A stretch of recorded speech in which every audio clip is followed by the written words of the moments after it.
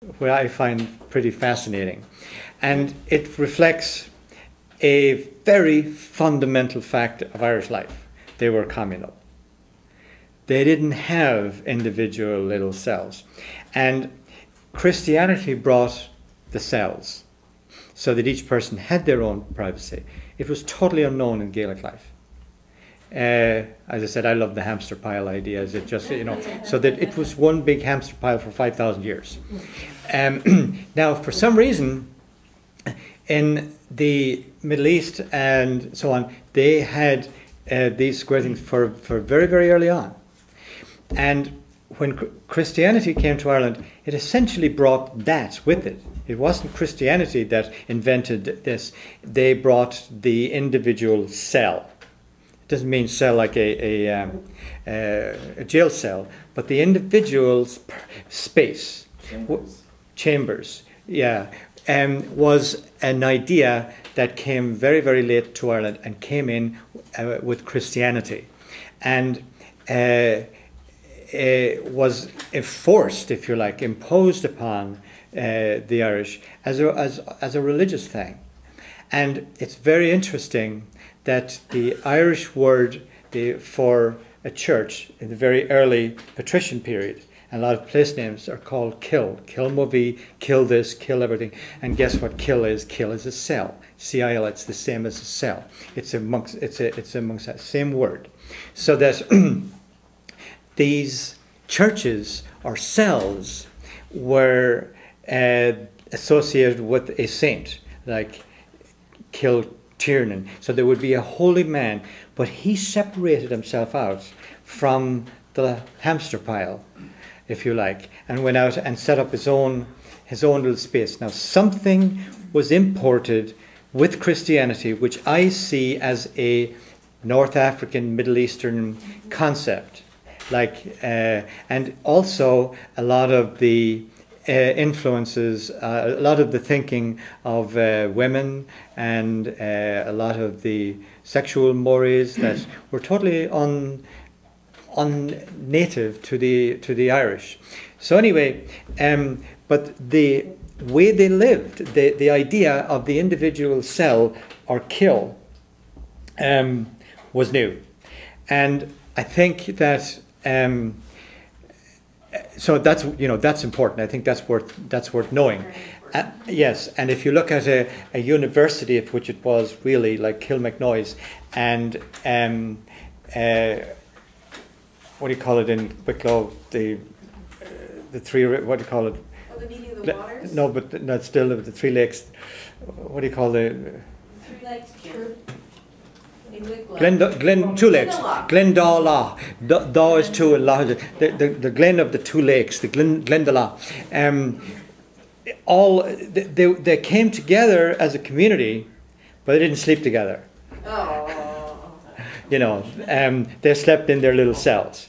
So the monastic cell, even though the highest form of it was off in your own cell somewhere in a cave or whatever, the next best thing was your cell in the community. So you can see that change taking place, and you can see that side by side with each other, they would be the old traditional pagan Irish communal living and the new European, Roman, Greco, wherever, like almost foreign, was starting to kick in. Don't we see the same roundhouses though up until the early Middle Ages? You sure do.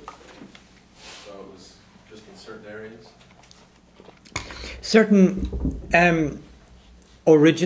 areas that had not become influenced as much.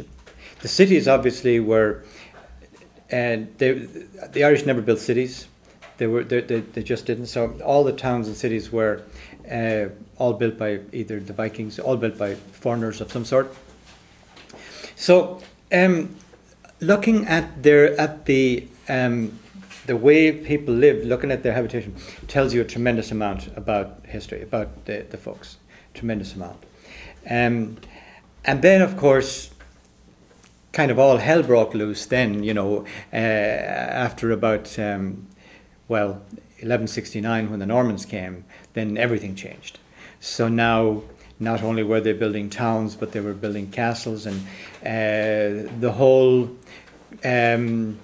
concept of the way people lived changed. And it was, again, forced upon them. And there's a lot of old folk memories that still remember it. And I'll give you a name that comes down that tells you a little about what happened at that time. First of all, I've mentioned this before, the key thing the Normans did was they destroyed the dispersed economy. They brought it together. And the way they did that was they physically broke the millstones. Every little community had a grindstone. The Irish did not, of course, even know about potatoes or most root crops right down until very, very modern times. Actually, the 17th century rather than the 15th century. Really the 17th century, 1600s.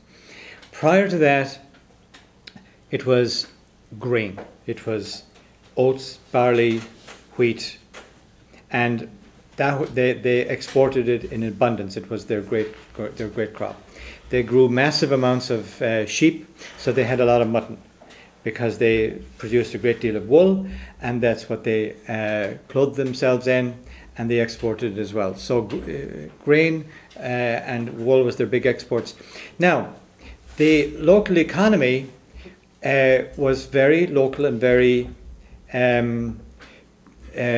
self-sufficient. The Normans came in at a much higher industrial level and centralized everything. And what they did was they built mills based upon water power on strategic spots, strategic locations, and they forced all the corn to be brought in to be milled in their mill, and they went out and they broke all the millstones, much like the Florentines broke the tables of the traders until they paid them what their license to trade. And they had their strongmen going around, same thing. And that's where the word bankrupt comes from. The word banco is a table. And when you rupto it, you break it, and I break you a table. So if you didn't, so if you didn't pay the prince in the high, he went by and he didn't break your ankles, he smashed your table, and then you could no longer trade. Now, so that sort of law enforcement, if you like, is very old. Now, what happened, and this is what I want to come up with. I don't know how we're doing on time, but a new. Go on, because I don't have my photograph. Oh, okay. But I can help. I can share some of my research. Absolutely. No, I have no doubt you'll have 2 minutes more to offer. But I just want to sort of bring us up to the period that I want you to talk about, because I know that you. But something happened as far as the habitation, the living conditions now of these people, because prior to that they were dispersed, and they lived not in isolation of each other, but they lived in the and if you look at all of these raths or dunes or whatever, they're all within sight of each other. Nobody ever there is no such thing as a rath in Ireland that wouldn't be able to see at least 2 or 3 others. It's just one of the things that people have noticed, and I personally, for very many reasons. So that they invented the beacon long before the French or the English did. The English built beacons, and when they were certain that the Spanish were going to invade Britain, they set up the towers. But that was a very old thing. So they would have had signaling down to a fine art, and news of something would travel, say, from Tara to every dún or rath in Ireland, probably in a half of an afternoon. You know, because they would signal each other, whatever it was. They knew what they.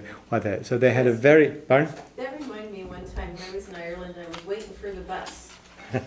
Waiting for the bus, and something was going, and next thing I know, someone walks past me, they're on strike. And then within minutes, the whole town knew. I mean, they didn't have to wait Yeah. for the evening news. Within minutes, everybody knew. I mean, they're like that, yeah. It Yeah. goes like lightning. Yeah, And today- she's pregnant. Yeah, we all know. Yeah, whatever. He left her, or he's back, or whatever. Yeah, no, that's absolutely true. So, but anyway, what happened was they because now they had to build and congregate for different reasons.